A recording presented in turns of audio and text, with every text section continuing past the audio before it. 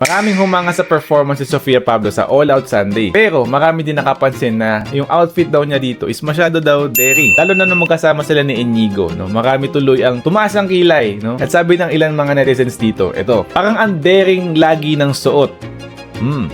Aminin, bagay talaga sila guys, parehong red flag. Palaging maiksi ang suot, lumabas lang ng bahay ni Kuya, lumandi na.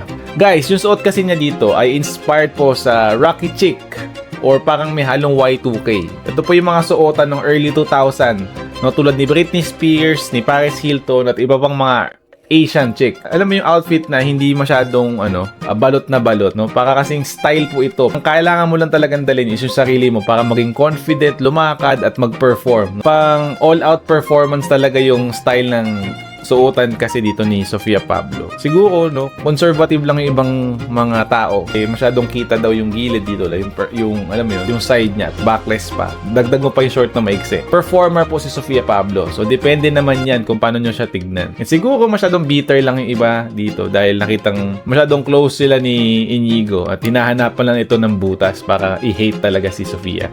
Okay naman yung suot niya, no? Hindi naman niya to pang araw-araw, no? Tuwing performance lang naman. So, anyway, guys, kayo ba, anong say nyo dito sa outfit niya, no? Goods ba or hindi rin goods sa inyo? Comment kayo sa baba.